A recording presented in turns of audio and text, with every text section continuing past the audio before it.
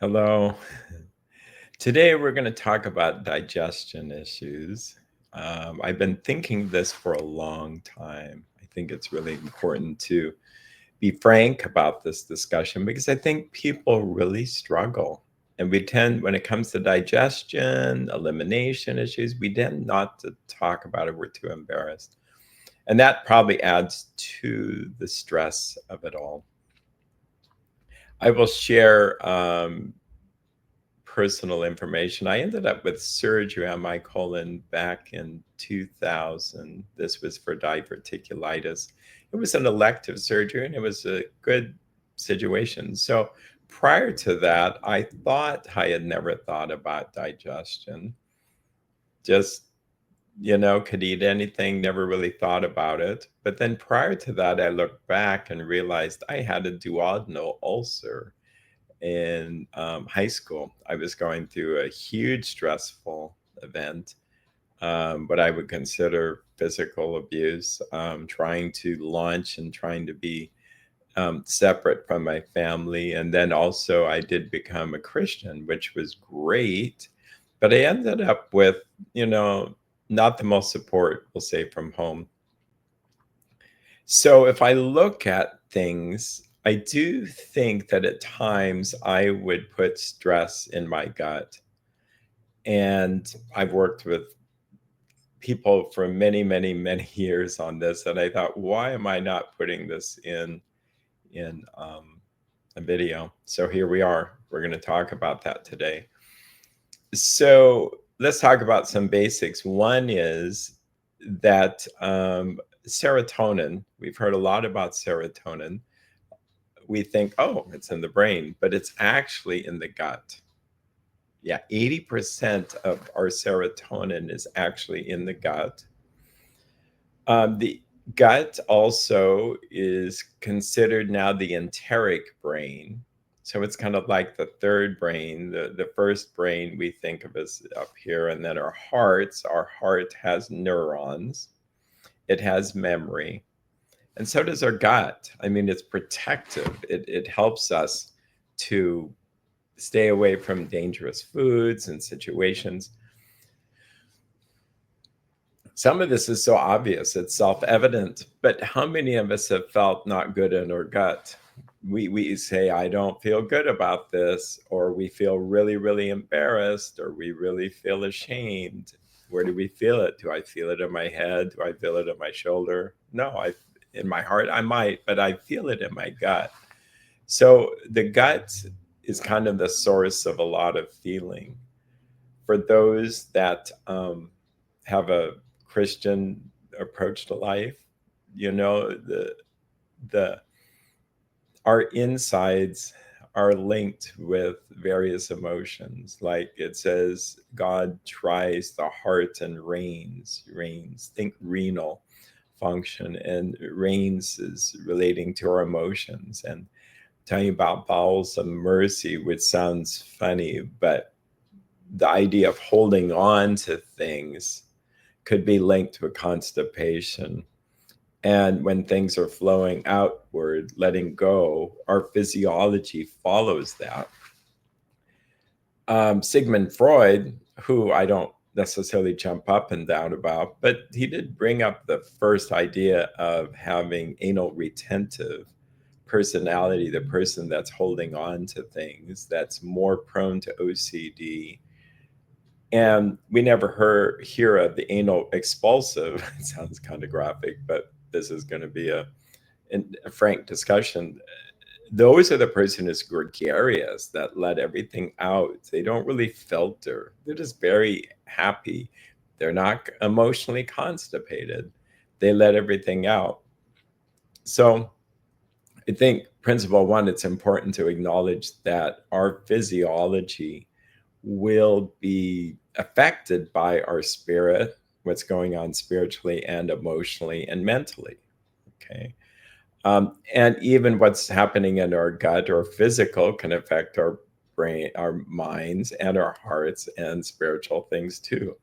If I overeat, that overeating eating and that feeling of fullness can affect my spiritual life. I won't pray so well. I will have a brain that's not doing well because I've overeaten. And depending on what I've eaten, if I have a lot of nerves, a person, I say a person or me, because sometimes people really relate to having stress in their gut. Here's another common one is that a child that is frightened to go to school, they lose their appetite. They're afraid to go to school. Okay. So in the olden days, before there was TV, not that I was there with TV, but you would see people say, let's not watch that. That'll affect our digestion. Or let's not talk about this discussion because it'll affect digestion. And it did. I remember my parents and my grandparents saying, oh, let's not talk about that. That'll affect digestion. We somehow lost that principle. At least I've lost it. Maybe you haven't. But I think that people are not aware that sitting in a peaceful, quiet setting is going to help digestion. It's going to help the salivary glands up here to begin to break down the food. Even starting up here, salivary amylase, which is the enzyme which breaks down carbohydrates, is meant to be a joke. If I eat so fast, I don't even have a chance to digest up here as I'm throwing it down my throat down here. And then if I'm watching something disturbing or hearing something disturbing, then that's going to affect the breakdown of that. And then we're going to have trouble with indigestion. We're not going to be able to break down our food. Some as early as the 1920s, I can't, I mean, it was delightful to read. There was a book called You Must Relax by Edmund Jacobson. Brilliant man. He's the one who started this progressive relaxation. He says that people are thinking they're having allergies to food. But the simple fact is they're so tense, they can't digest their food. And that makes sense because there's not enough gastric acid or HCl to help break down the food. So eating slowly, eating in a peaceful manner. I'm a believer in prayer, asking God to bless the food, to thank him for it, to be really grateful for it, and to rest and digest is what they consider that we eating. Now, some of us might struggle with eating in a compulsive way because it somehow is promoting the rest feature. It's somehow calming ourselves down and soothing ourselves down. Probably better to find other ways to deal with stress than to eat. And I'll raise my hand on that one. I could be going to God so much more than looking for that piece of chocolate to calm me down. But here's the thing is better to calm oneself down than eat. And I haven't done this experiment much. I would like to. I will confess, and if any of you want to try it, let me know. But I would think it would be kind of cool to have 10 minutes of just relaxation prayer before one eats, getting ready to eat. The experts say that because food is instant, and I'm not trying to be anti-technology here, but because we're not chopping the vegetables, we're not really smelling the soup, we're not smelling whatever we're eating, we're not actually, why? Because it's so instant, that we're not really getting our digestion ready to eat. So in the olden days, where there were no microwaves, your mother or someone would be cooking something on the stove and you would have smelled it for an hour before you even eat. That would be a great study to do to see if the digestion is different when that's happening. When that's happening, I suspect that it helps us break down our food and we have less indigestion. and then our bowels are much more regular. I think that when it's instant, and I have done this, I ran from work, quick, home, pop something in the microwave, cook it, eat it, and run back. And I found that over years, it was not an instant learning. Unfortunately, it was slow to learn.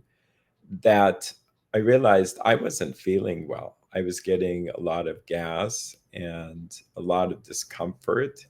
It's because I never really digested my food before hearing someone's hardship, that my blood flow, instead of going to the gut to help, digest, it had to quickly go to the brain and deal with someone who is struggling with trauma or something like that. So I learned that I had to have a 2-hour lunch period. And then I try to relax and do nothing. And that's actually worked much better. Yeah, just say the word relax and I start to relax. So it's really important to practice relaxation while eating. To chew one's food. My own doctor who did the surgery said, yeah, he says most of us don't chew our food. We just gulp it down. And it would take practice to go backwards and to try to chew things more efficiently. So the next area we could talk about is once it gets through the stomach and it's passed into the intestinal system, it seems like a lot of people are struggling with this. They either have too fast movement through their intestinal system, which would be like diarrhea, just gas, small intestinal bacterial overgrowth, SIBO is happening, and then there's special diets for that. I tried some of the diet. The problem is it's very precise, and I really I hold something with suspect that it's that complicated. Like, did God really make it so that we have to eat a specific diet from a list to be able to digest our food and to not have small intestine bacterial overgrowth? And what is the cause of that? Is it because we're just not really digesting our food, or is our food so loaded with things that are unhealthy, like sugar and chemicals, that it's just causing it? I do believe SIBO exists. Those who have had it, it's kind of like they feel like after they eat, they always feel not good. Some have used the phrase like it's kind of like a baby experience, like they just feel too full, too gaseous, and I think what happens is just the thought of that creates more of it. It really does. And then with diet, I'm not putting out diets, but if one has a diet, the more one thinks about that, the more it interferes with it. It is kind of like quantum physics, that the observer affects what you're observing. So another principle is just thinking about digestion affects it. Yeah, when I never thought about it, I never had a problem with it. But if you start getting indigestion, then you start to think about it. The more you think about it, the more it affects it. But I don't think it's just the single cause. I really believe it's a combination of things. Like when I had my surgery, prior to that, I didn't think about it really much. And then I started to learn about what was going on with diverticula, etc. So then I thought, well, I will go to discover what I can do to prevent that from happening, kind of my control freak experience. I learned that maybe I had a food sensitivity to wheat and gluten. So I did that for a while. I did the tests. Well, sure enough, if you test for it and if you're sensitive and there's anything called like a placebo effect or a nocebo effect, it affects it. So then I was gluten free for off and on. I did the test. The tests were inconclusive.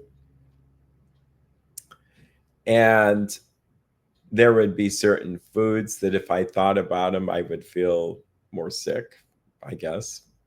And I am not even trying to think it through. Like we're or I could be so sensitive that I would take a little piece of what is called blessed bread, like a little square from church. And if I had that by night, I was just itching my scalp to where it was almost bleeding.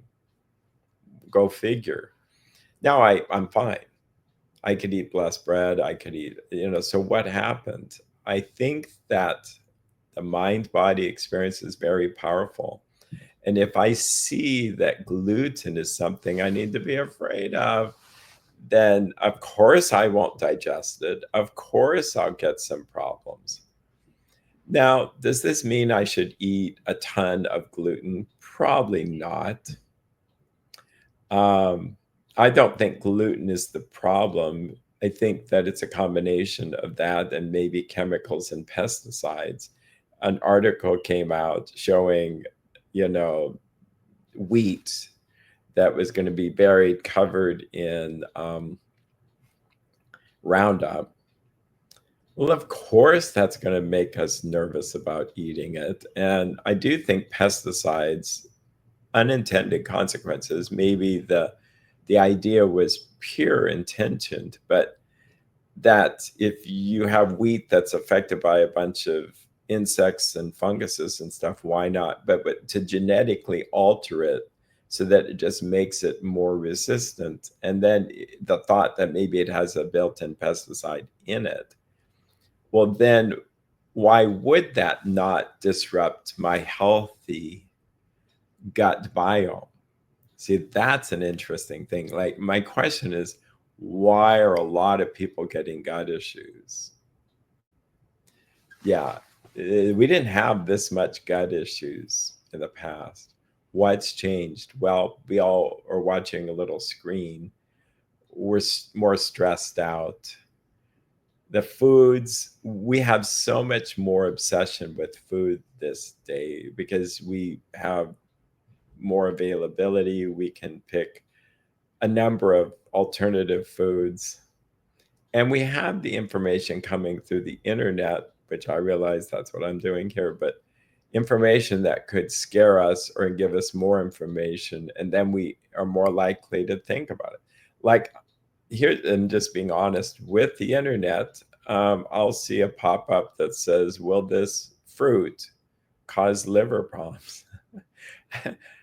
It's clickbait, but we think, well, even though I don't click on it, that kind of stuff is affecting us.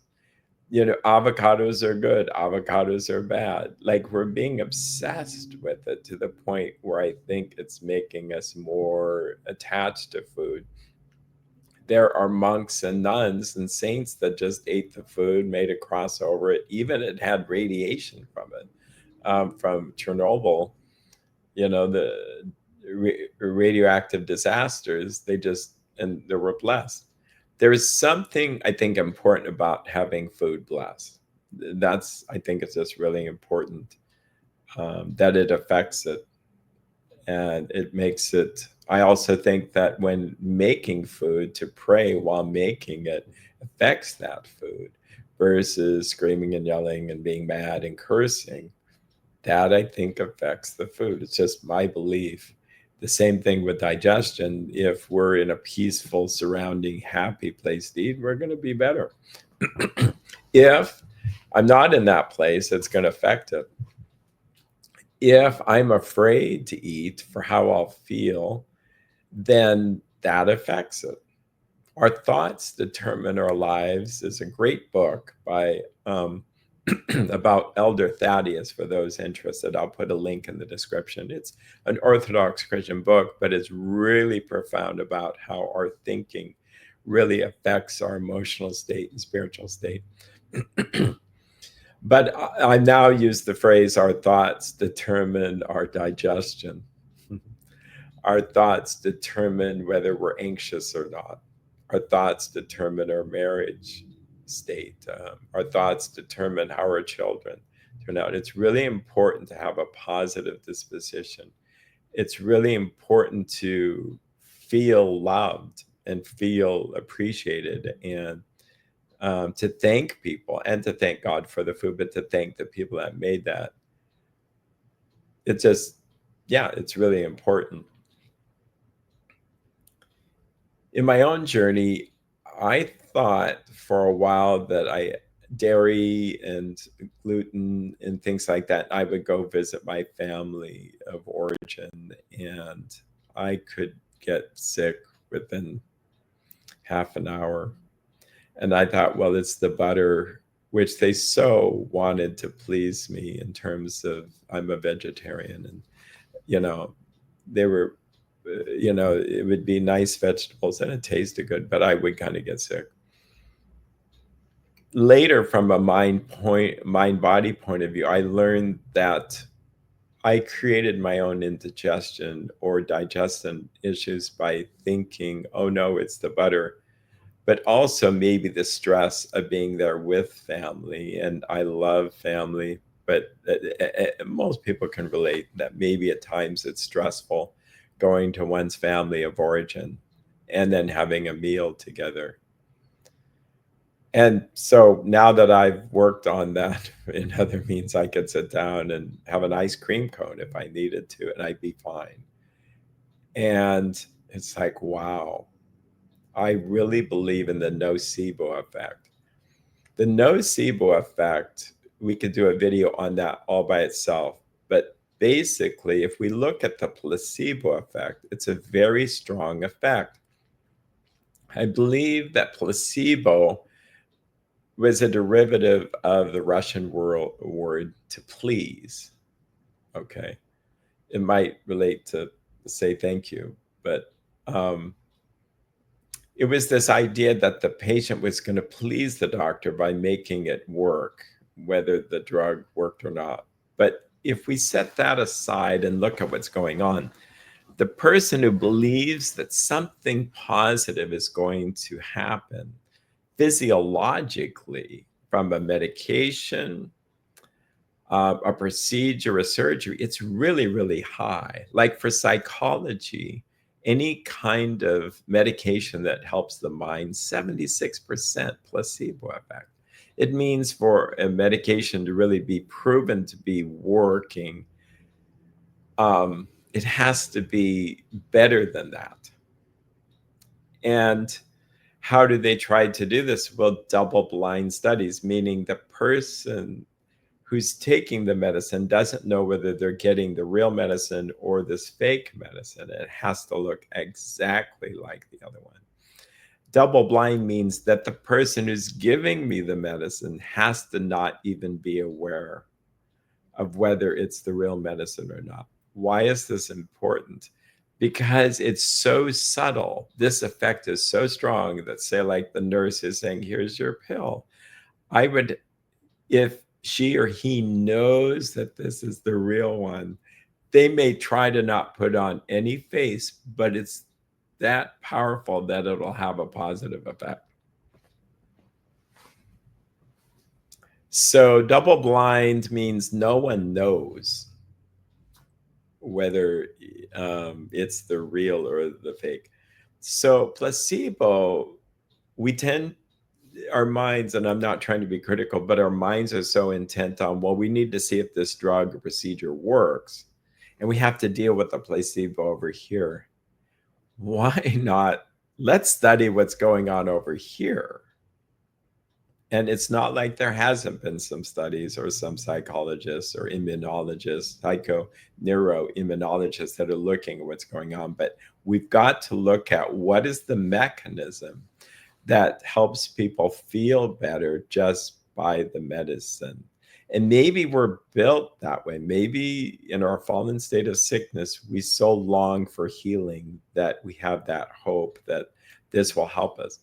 There's many stories you can look on the internet, but the more famous one was this gentleman in the 50s who was being tested for cribiosin, who had a huge tumor and it went away from this medication. But it turns out the medication didn't work. It was ineffective. As soon as he learned that, now the tumor went away for him, and then it grew back once he learned that it didn't work. And the doctors, I think the story goes, is they gave him another form of it, which made it go away, and then it came and go. Um, yeah, there are stories where people are given fake chemotherapy and their hair falls out. So what's that about? Well, that's the nocebo effect. That's this thought that something dangerous is given to me and I'm going to lose my hair. So what's going on there? That's really important to study, because I think that's what's happening with digestion issues, that people are so frightened, they're so scared that, a piece of bread could put them in the hospital, they feel. And I'm not trying to discount those that have celiac disease, which is pretty rare. But I do believe it could put them in the hospital just from the thought.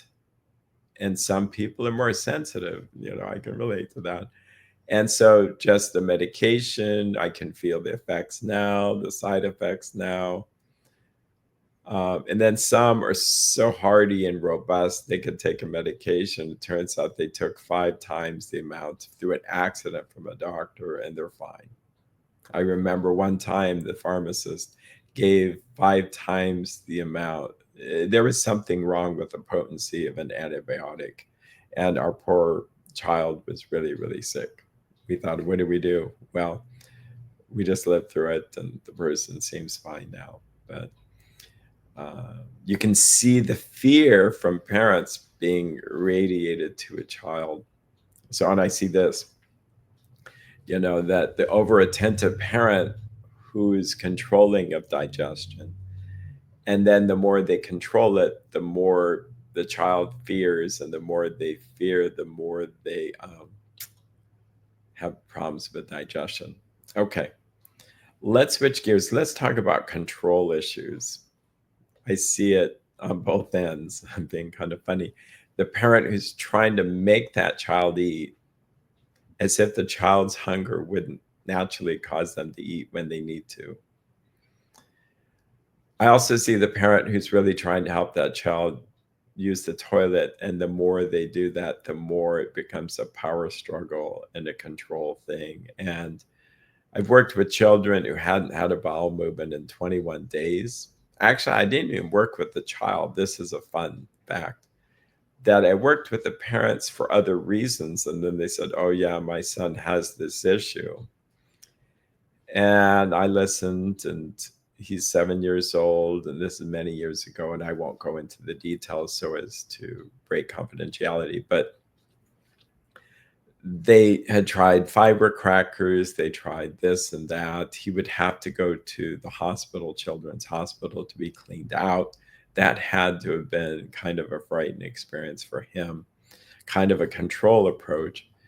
And I said to the mother, I said, you just got to let it go. If you want some advice, I know you're here for this, but just totally let go of control of that. Because you could see that she was holding her gut while talking about this. I said, no, let go. Now, they thought I was a miracle worker because he had a bowel movement the next day. 21 days without going. I said, totally ignore this. I see this with anorexia as well. The persons who struggle with this, the parents are pretty controlling. The short story is the person feels like I have no choice in my life, so I compulsively can't eat. And then they start to get hunger once mom and dad totally let go of control. But it's really frightening. Why? Because that daughter could have been hospitalized twice and literally looked like a skeleton. I've been in the hospitals to see an eating disorder clinic, and it's pretty scary. And you would just feel tempted to want to make them eat. like here, like we're going to have a conversation. But that strong will is very strong. Over the last 5 years, I've seen people just totally lose appetite, probably from chronic anxiety and stress. They're just very frightened and they just have no appetite. With the advent of marijuana now being legalized in many states, people are using marijuana cannabis so much more. And then I think that's affecting digestion. It's causing people to develop a dependency on it. And once they don't have it, they're not hungry. With Ozempic and that stuff is like a nightmare. It's tricking digestion to make you not feel hungry. And I won't go off into that. But a control approach when it comes to eating is just not the way to go with this. And the same thing with digestion. This was not meant to be controlled. Yes, we control our bowels when we're a small child. And if we get overly stuck with that, then we get stuck and we have chronic constipation. For digestion, that's too fast. Like calming the whole nervous system down helps that become less diarrhea and loose stool. I kind of think I'm not in that situation, thankfully, but I'd probably make a certain kind of cookie that would be really healthy, no sugar, calming, good flaxseed oil, flax seeds that are very well ground, probably lavender, honey, oatmeal. Oatmeal is really good for digestion, things that would just help retrain the bowel, but just calming down. The flip side is with constipation, I see more of that. People don't bring it up because of embarrassment, but sometimes I'll ask and they kind of go, well, yeah, no, that's the thing. And no one feels happy during constipation. And when people have a bowel movement, I'm being delicate here, is they feel actually quite happy. There's something that makes people in a better mood. Some people don't think about it because they don't really have an issue, but if one's had what is called a good bowel movement, they feel better. I think it's because there's a release of hormones, is my guess, and parasympathetic response. Sympathetic response is a fight or flight experience. In fact, I'm going to make a joke about that actually. Fight or flight has to do with I'm going to be attacked. And so digestion stops. And of course, the way we're made, we're not going to go run and have a bowel movement because it just doesn't seem like the right timing. So if we're in a chronic state of fight or flight, or fear, or faint, it just stops digestion. Here's my little joke: fight or flight. Flying on an airplane. For some reason, just the experience of that causes people to have digestion problems, probably because they're leaving at various times, sleeping different. Not a lot of water. Why? They don't want to be strapped into a seat, not being able to have elimination needs met. So then it's just less water. So if one thinks about being constipated because they know they're going to have a flight, the more it happens. But really important to stay calm. I think also just talking about this helps people. I think that, well, we talk about a lot of other things, but I think talking about this can help.